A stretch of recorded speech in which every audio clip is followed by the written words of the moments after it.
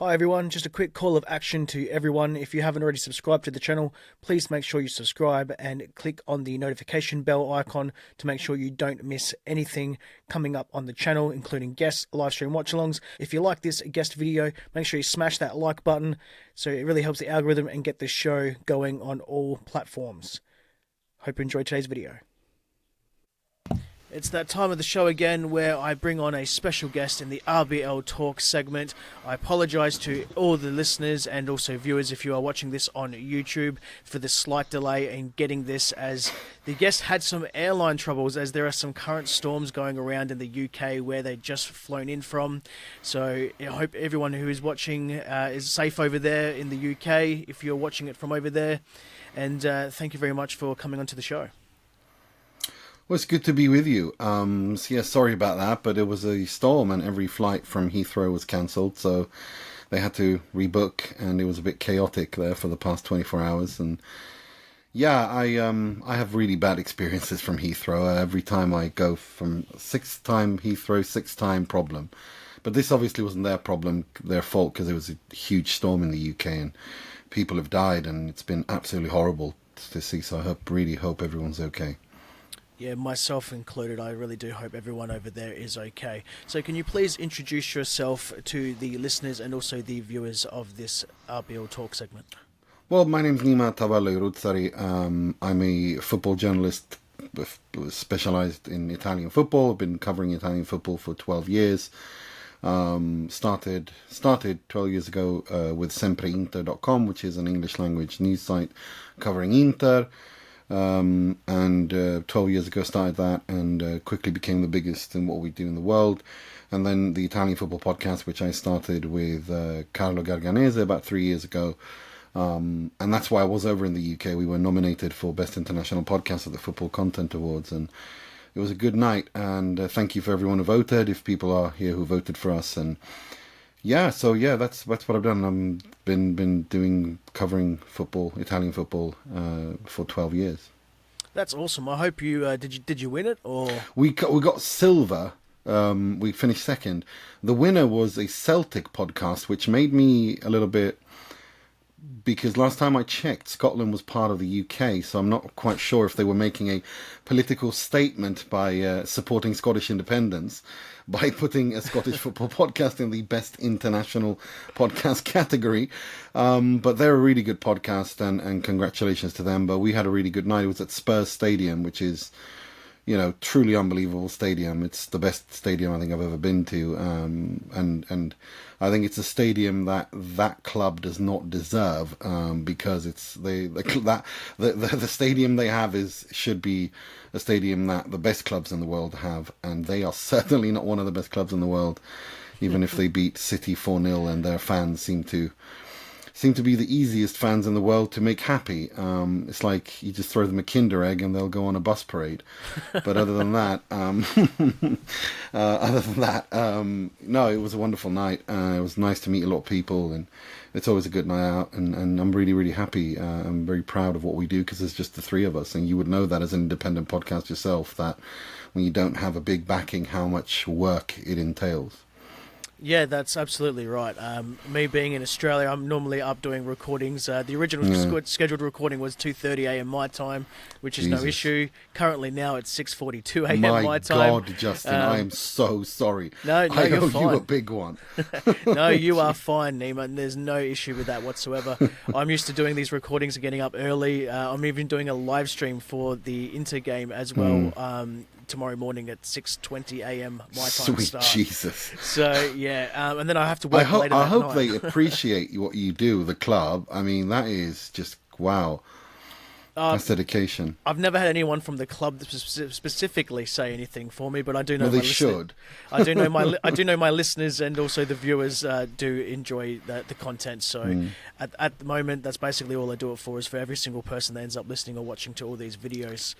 But at the moment, everything's all about you, Nima. And am I saying that correctly? Is that right? Yeah, your pronunciation's perfect. I do butcher names, and we'll get into that later on with some of the Inter Milan players. I do have a speech impediment. Most people don't realise that. I had one as a child, but going into yourself here, you're a supporter of Inter Milan. Is that correct? Yeah, I've supported Inter since I was 8 years old. Has it been like that? Did you grow up in Milan or? No, I'm Iranian. I was born in Iran. Came as a refugee. Was 3 years old when I was 3 years old to Sweden, and the first Italian football game I saw on TV was at my aunt's place. Her husband was German, and he had a satellite dish, as everyone did in the 80s. I am that old. And it was the 88-89 season, the Inter dei Record. It was the first. It was the Scudetto decider, Trapattoni's Inter dei Record, in record-breaking fashion, winning the Serie A title against Holder's Napoli, Maradona's Napoli, and Lothar Matthäus scoring the winner. And I just fell in love with the San Siro, with Zenga, Bergomi, Berti, Breme, Lothar. I mean, it was just these characters, one after another, whom I fell in love with, absolutely, and it's so that's how it started. So you mentioned that your Iranian background there. So you speak fluent Italian, or? Yeah, I speak fluent Italian, fluent Farsi, English, Swedish, and a bit of German and Norwegian. That's absolutely fantastic. So, how many years have you been doing just reporting specifically just for Italy or Inter? 12 years. 12 years since I started the website. Basically became good friends, got to know people at the club, because I was also the founder of Inter Club Interisti Svedesi back when there was time. Unfortunately, I've not been able to do that for 6-7 years due to time, because you know how it is. There's only 24 hours in the day. So no, I've been basically covering Italian football for 12 years and Inter for 12 years. Full time, you can say, but following Inter full time since '89. Yeah, that's absolutely fantastic. Who is your club's current manager and style of play? Simone Inzaghi took over the club from Lazio after 5.5 years there, when he came up after having coached their youth team. He was a caretaker coach, did well. Bielsa was going to take over, but of course he and Claudio Lotito, the Lazio owner, the odds on them two not getting along was basically money back. And of course, within 24 hours of him being unveiled officially, he resigned. Okay. Yeah. And Simone was made permanent, and I think that was written in the stars, because I penned an op-ed back in 2018, I think, or 17 it was, after he'd been there for 2-3 seasons, that why I think he would be the next Italian super coach after Conte, Ancelotti and Allegri, because he's truly unbelievable. When he was appointed after Conte, it was Inter just hit the jackpot, and I was thrilled because I knew what he could do, what he had done, and since then I've been very well proven right. The football, he plays a 3-5-2 or a 3-5-1-1 in formation, but the football is so versatile. He can hurt teams and play in so many different ways. But I'd say that if you were to characterize him, I'd say it's a very passing-oriented football, where with lots of positional changes and shifts. It's a dance, essentially, when they get going.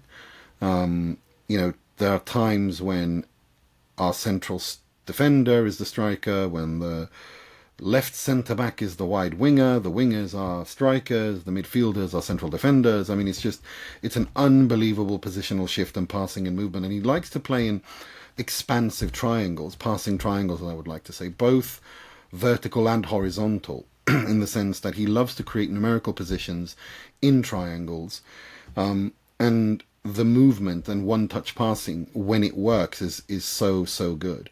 And that, together obviously with knowing how to defend, as we've seen against City in the Champions League final, City this season, Arsenal, and also when teams defend deep against them, they know how to unlock them with these crazy positional changes and shifts and movements and crossing. And he is truly a unique manager. And unfortunately for us as Interisti, I think that his tenure at Inter might be coming to a close, because I don't think it's possible to maintain a coach of that level playing that kind of football without the Premier League coming in. And I remember saying this when Inter played Liverpool and beat them at Anfield, that In my opinion, I think he's the coach, the Italian coach whose football is best suited to the Premier League. And I think he's now understanding that himself and wants to try his wings there. Obviously, as from an Inter perspective, I hope he stays forever. But he is truly, truly, truly an unbelievable person, tactically, but also as a person. His mentor was Sven-Göran Eriksson, the former England Lazio coach who passed away, and the way that his style of building a dressing room is professionalism, of course, discipline, but it's also management by consent, not by fear. He's not a drill sergeant. He wins people's minds and hearts over, and he manages to create a unit that way, and that's why the players love him, on top of being an unbelievable winner. So I do know the name of Inzaghi. There's been a couple of footballers that have come through. Yeah, Filippo is his Milan. brother. Filippo Inzaghi is obviously his older brother, who had a much better career. I mean, he's one of the legends of the game. But of course, Simone was a national team player, was a star, but he never had anywhere near that kind of career. Whilst as managers, it's the other way around. Filippo Inzaghi is a Serie B or Zweite Bundesliga, but in Italy kind of coach. While Simone is one of the best in the world. Did they both end up playing in Serie A for... Oh, yes. Yes, they did. Yep. They played together for Italy as well for 8 minutes, I think it was, in a friendly against England, if I remember correctly. I was in Italy. I was living in Italy at the time. And it was one of those things, brothers playing together. Yeah, you don't see a lot of that in world football These days. in German... in general, I should say. Yeah. There is a couple of German players that I have remembered that have played. I can't think of them at the top of my head, but I'm pretty sure they both played for Werder Bremen at one point. I can't remember exactly what players they were, but I don't know if they played international football together, but they actually played at club level together. Who are your club's star players and personal favourites? There's a couple I do want to touch on, but I do want to get your perspective first. I mean, Lautaro Martinez is the club captain, Argentina star. He's obviously the main guy. Marcus Thuram, as you would know from Mönchengladbach. And of course, Hakan Çalhanoğlu also has a background in German football. Obviously, Germany as a whole is born there, if I'm not mistaken, with Turkish parents. Federico Di Marco, Interista core through and through, came up through the youth ranks. Magical left foot. Alessandro Bastoni, the left centre-back. Nicolo Barella. There's quite a few. I mean, those are the ones. Benjamin Pavard from Bayern Munich, of course, as well. Jan Sommer, of course, as well from German football. So, there's quite a few of German connections there, actually. Who do you think that your most dangerous player would be coming into this game? Lautaro Martinez has to start delivering now. It's been a very difficult season. He's barely rested for 3 years, and he won't be resting anyway until after the World Cup in 2026. So there is burnout there, and he's been very sluggish. And Inter have an 11-month-long season. They have the Serie A, the Coppa Italia, the Supercoppa, the Champions League, and the Club World Cup. So it's an 11-month-long season, and of course that means that they had to prepare for an 11-month-long season. So preseason was way more intense than they used to. And that's meant that Inter looked a little bit sluggish, tired. But against Hellas, when they scored 5 goals in 38 minutes, or 40 minutes, it started to look like the old Inter that we've seen under Inzaghi. And he rotated heavily on the weekend when they scored 5. So, yeah. Yeah, I did have a look at that, and I think it was at least for the 45 minutes, there was almost most of your starting or regular starting 11 was not actually on the pitch. No, and the same thing against Arsenal. We interested 6 starters when they beat Arsenal 1-0. And he has to do that. He doesn't have a choice. And that's, he can't just play the same 11 all the time. He can't. It's just not possible. I think when it comes to the fixtures that we have at the moment, RB Leipzig is also in the same boat here as the same as Inter, that when you have so many fixtures coming thick and fast, especially with domestic and cup competitions and then World Cup or Nations League, I believe at the moment, you just got to make sure that you try to balance the workload, and I think that's something. That's something that at RB Leipzig I feel that we don't do enough, and we've had some players that have gone down due to injury and just even small little muscular ones because of just the inability of rotations. However, we do have a very small squad as well. I do want to touch on I'm probably going to say it wrong. I've been saying Lautaro Martinez. I'm not too Lautaro. sure. Lautaro Martinez. Lautaro. There was reports that he had flu-like symptoms. Will he be making the squad on Tuesday night? He's expected to start, from what I saw.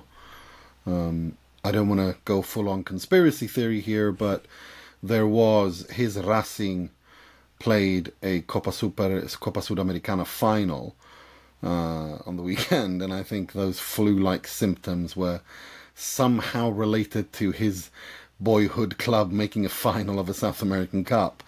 Without having any evidence for that, I think there was a little bit of a nod and a wink there, if I'm going to be perfectly honest with you. So that's why he didn't play a minute.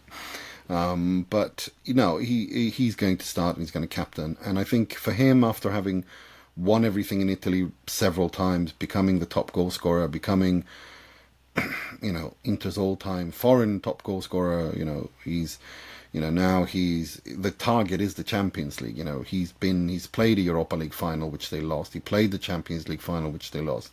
His target, and Inter's main target, even though they will never admit that, is the Champions League. They want that trophy, and they look around and they say, well, it's not impossible. City look a bit weaker than usual. Real Madrid look a bit having a few adjustment problems to this Florentino Perez Galactico 3.0. Bayern Munich with Company, who is, well, they don't look like Bayern Munich. PSG, bit of the same thing there, not really know whether you got them. So I think they fancy their chances, and I think that's why they're really going to go for it.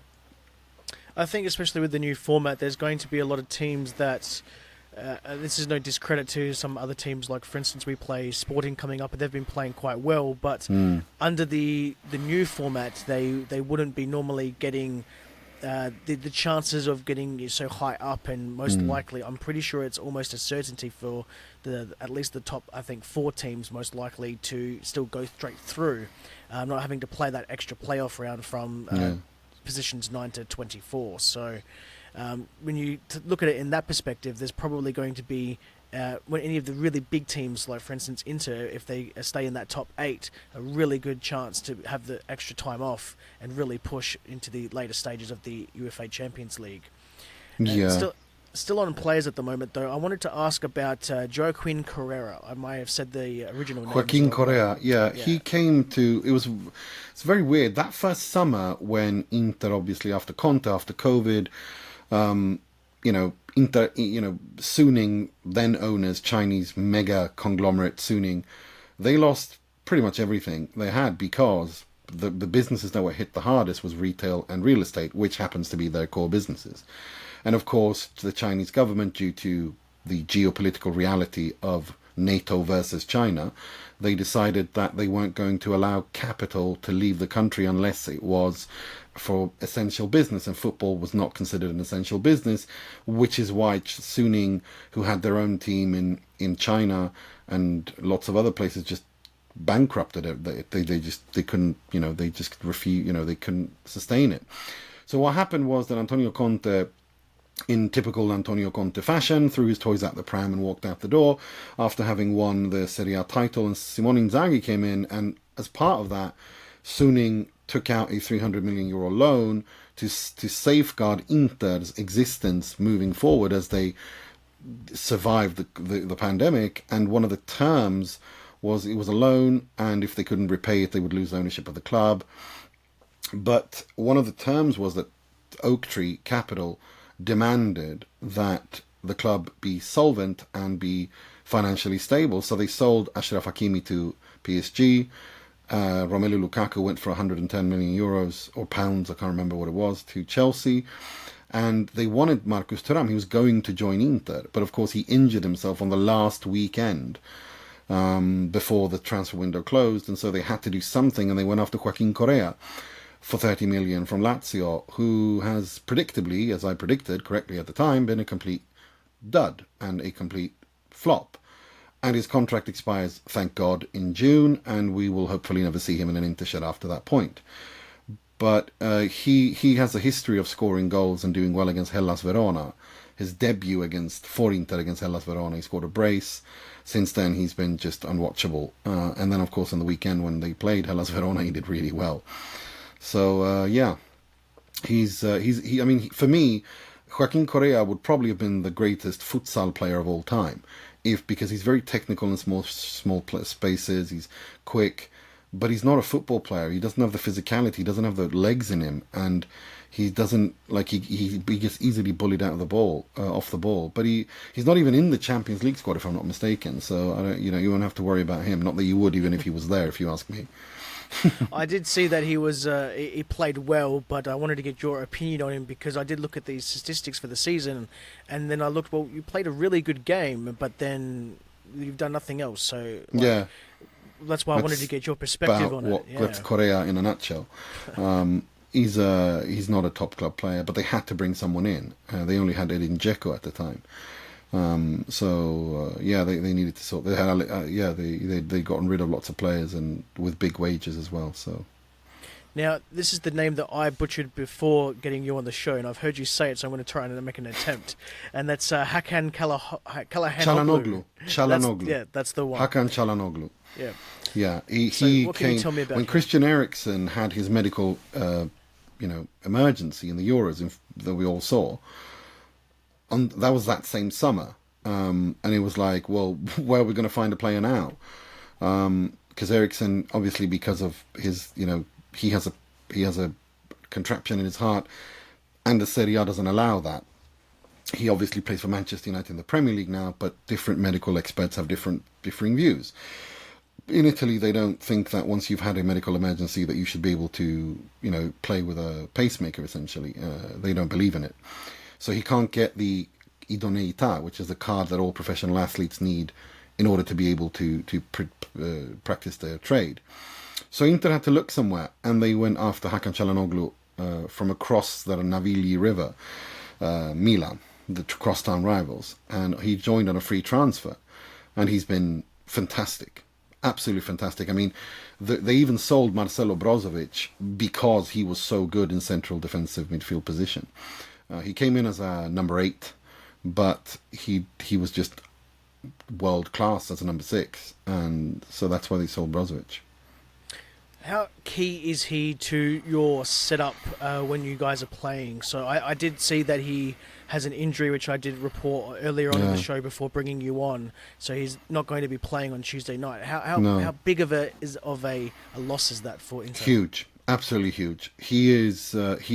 He's such a fundamental player for Inter because of the fact that Inter, as I said again, they play direct, passing, expansive triangles, and he's been a master at that. He dictates the tempo. He can find these one-touch pass runs of players.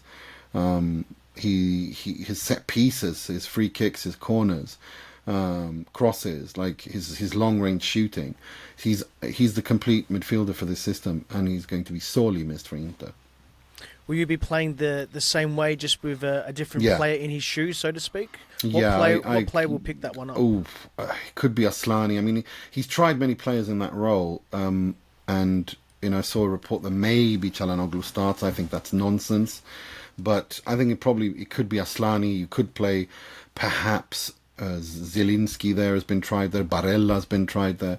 Mkhitaryan, I'm not so sure he wants to play there because he loves Mkhitaryan and he trusts him, so he wants him as a number 8 to the left of that midfield. So we'll see. But if Chala plays, I don't know if that's wise because he's so important and Inter need him in further down. I mean, they're in a good place in the Champions League. They've got 3 wins and a draw. So yeah. What's your most memorable moment you've had as a supporter of Inter? That season, 09-10 with Mourinho, that was.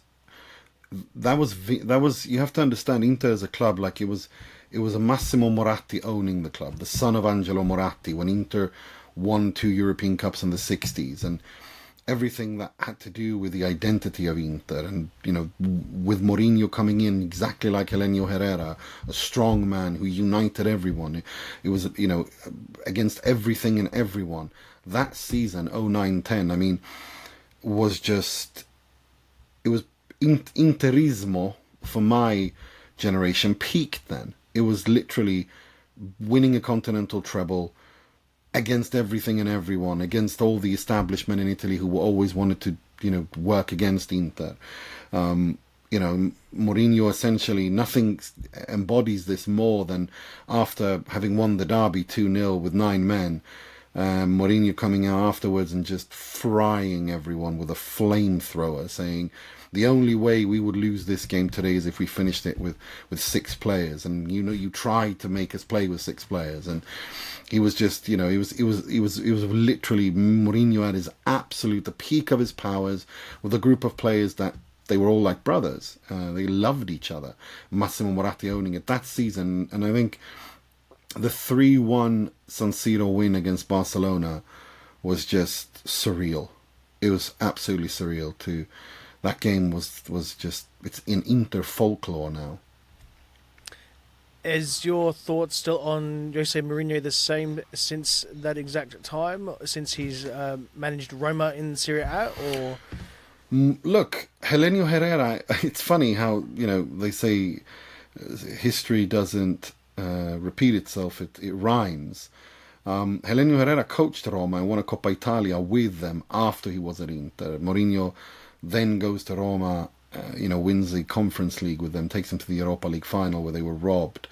And so, no, my thoughts on him and him being an Inter legend, no, he's always going to be, like, he even talks about it himself, everywhere in the world he goes, Inter fans still, there is an unbreakable bond there.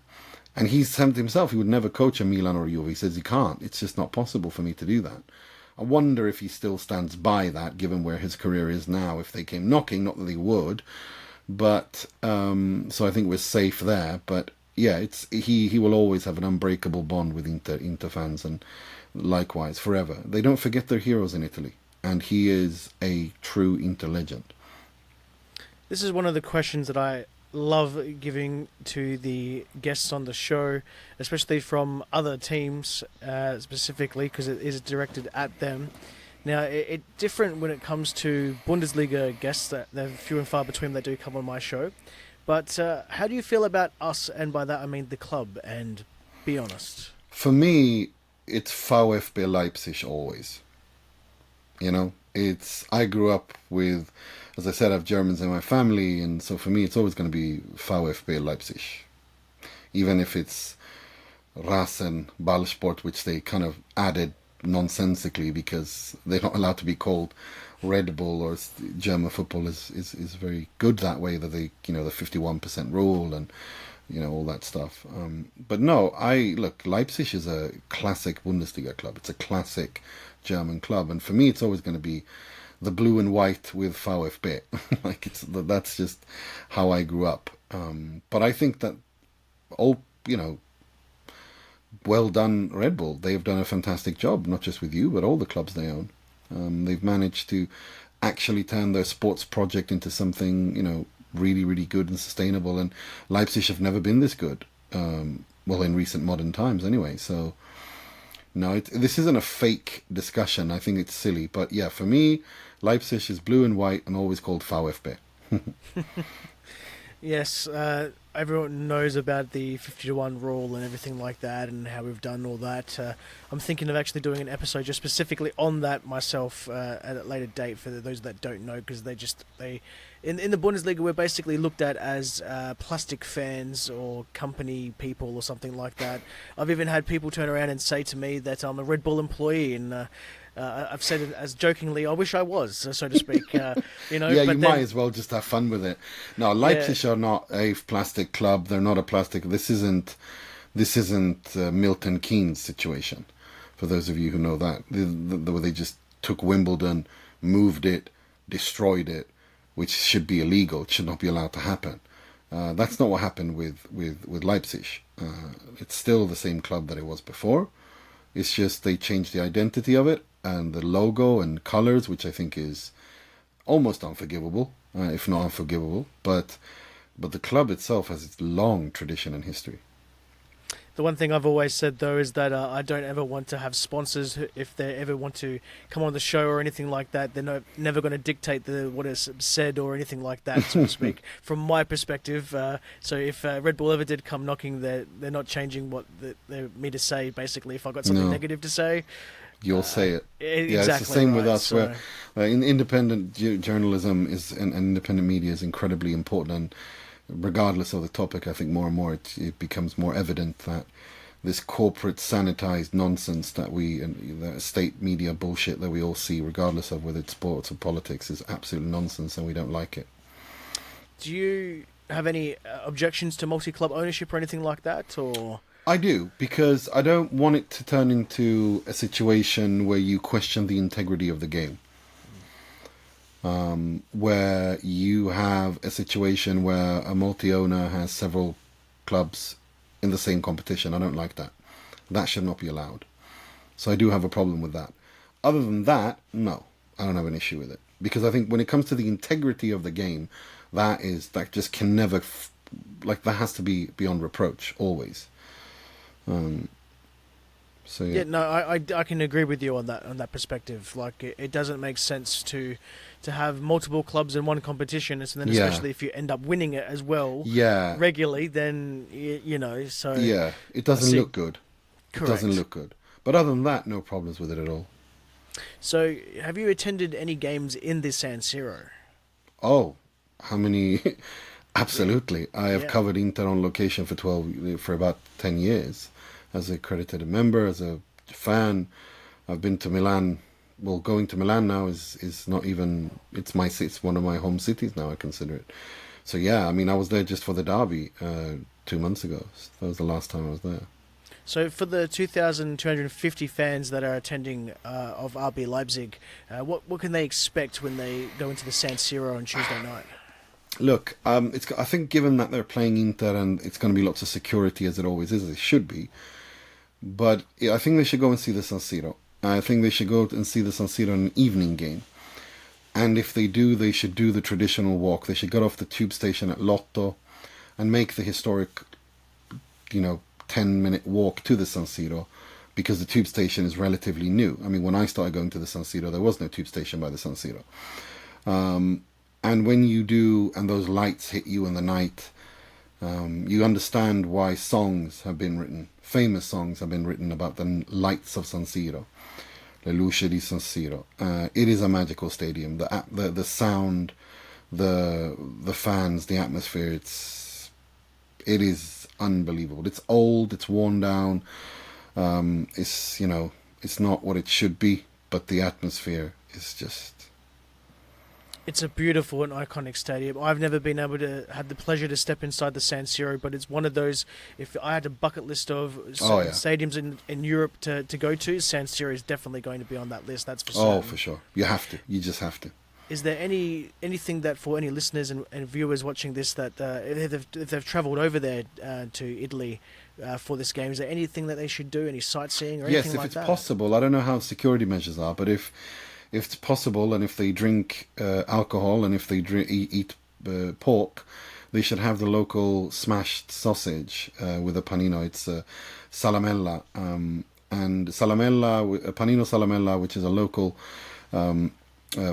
pork sausage with. I have everything on it. I have everything they've got. It's fried bell peppers, fried onion, sauerkraut. I have mayo, ketchup. It's my tradition. And that and a beer. It's funny. Obviously, you're not American, but I've never heard the phrase bell pepper besides American, but maybe it seems to be everyone that says it, and only us Aussies call it capsicum. Yeah, I've never heard that before. Paprika, we say it in Swedish. Paprika, but yeah. Yeah, so a bell pepper is a capsicum here in Australia, but maybe that's just an Australian thing. I thought I've never had capsicum before. I always thought it was just an American thing, but I think it's like just an Australian thing now. It might be. Because I'll ask. I've got friends who are Australian. Adrian Del Monte is Australian. He's a broadcaster. I'll ask him. So with that upcoming fixture on Tuesday night, what do you see from your team's side of view, and what do you expect from us coming into the match? I think Leipzig are a tricky side, and I know Inzaghi doesn't. at all underestimate you. We saw against Juventus how much problems you caused them, and that was a very interesting. That was a good game. So Inter need to be switched on, and I think that's why he's playing. I saw a lineup today, which was just that's a very strong lineup he's going to field. So no, I expect Leipzig to go after. I don't expect you to defend or be any. I think you're a team that doesn't mess about. I think you go in there with every game to win it, and I think why not? I think you have the patterns of play. I think you have the identity to do just that. What is Inter Milan going to do on Tuesday night? Is there anything particular that the team may end up throwing at Marco Rosa and the lads going out there? Is there going to be? I think they're going to invite pressure high up the pitch. Inter love when teams press really, really high up the pitch, and they have many different tools of playing past that press. So I think that's what Inter want to do. They would love it if Leipzig and Rosa pressed too high up. Then they can play around it, because they use Sommer in the build-up play. I mean, we saw against Andrea when Onana was at the club, who's so good with the ball. He could probably start in midfield for most clubs. He's so technical as a goalkeeper. I've never seen a goalkeeper with that good feet, and that's why he said himself, Guardiola, after the final that they won, that we didn't. We adapted our press to Inter, because if we had, we would have lost. They would have played past us, because Onana's so damn good with the ball at his feet. So I think obviously Inter don't have Onana, and Sommer is good, but not as good, of course, as Onana. There are a few who are, but I expect you to still play your football. Yeah, I do expect us to go out with the traditional 4-2-2. However, we have sometimes flirted with the idea of a 3-4-3 as well. So I think you might use both. I think you could be 3-4-3 without possession and 4-2-2 in possession. I like Rose. He's an interesting coach. One of these many German young coaches who've been part of this new German football identity. And I think he's a tricky one. And Simone Inzaghi will definitely have his work cut out.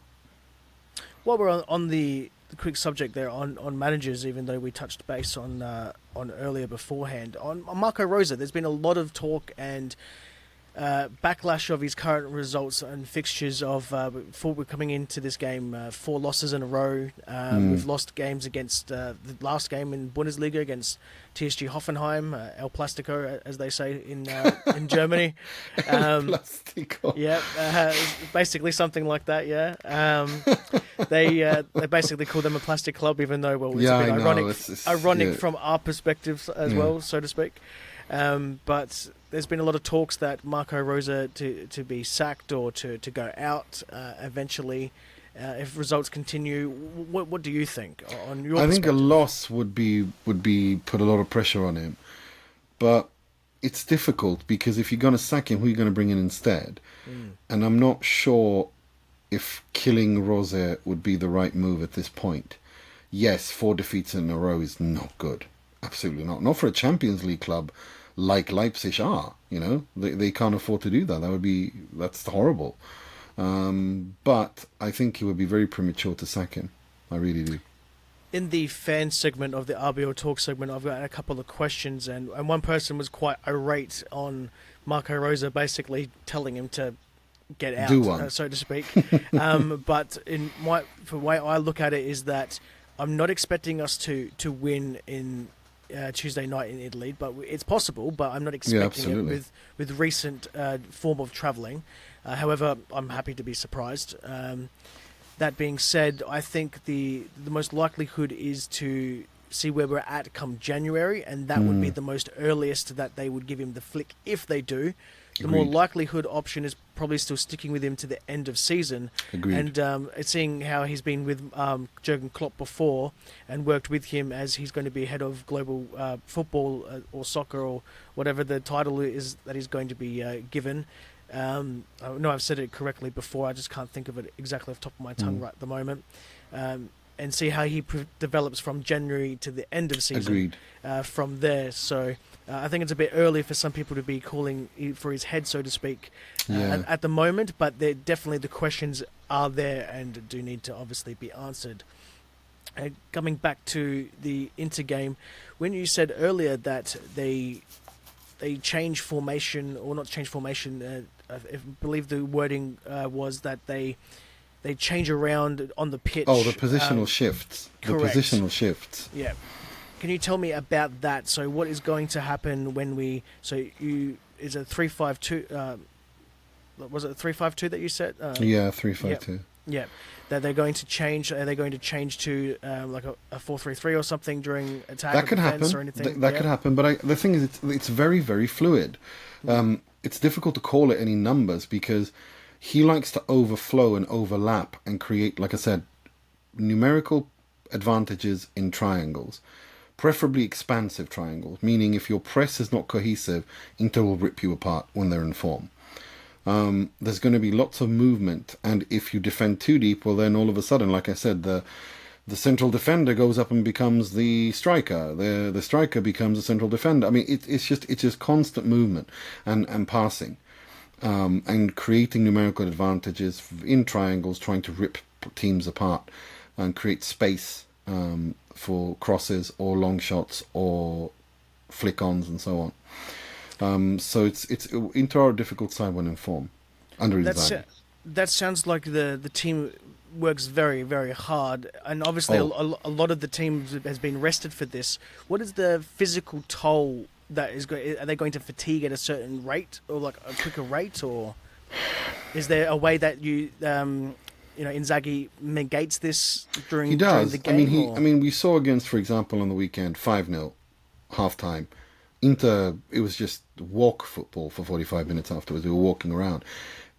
That has been something that maybe, depending on the game that might have been criticised for, that sometimes he might want to, give away the initiative a little bit. But it depends on the players as well. I mean, for 50, 60 minutes, he sticks with his game plan. And given that the players really buy into it and they are so versatile in how they attack, that's going to be, if Inter can score 2-3 goals early on, then I think they'll just shut the game down.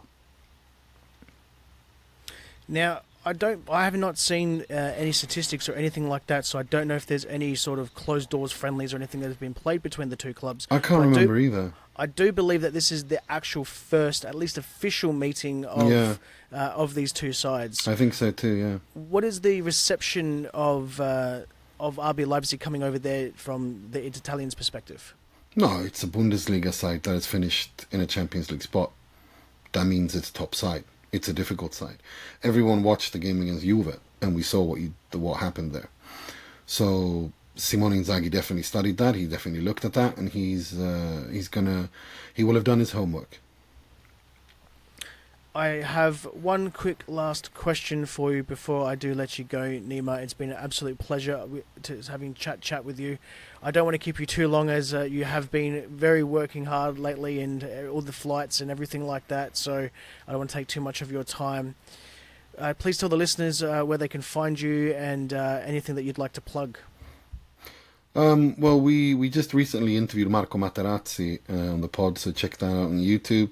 We try to do that. I mean, the Monday pod is the one we go through the weekend, and it's free for everyone on all platforms, YouTube as well as all podcast platforms. Then we have a Tuesday Q&A pod, which are patrons. It's only for patrons. They send questions in and we answer them. And then we have a Thursday pod, which is midweek review of the Champions League or Serie A, which is also for patrons. And all the interview stuff that we do is free. We try to get people on to do video as much as possible.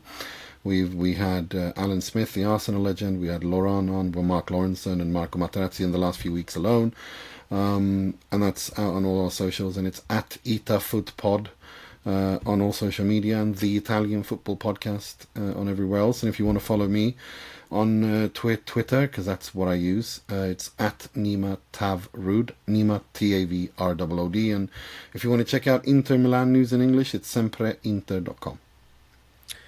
Now, Nima, the last question for the show is, what's one question you wish I'd have asked you, and how would you have answered?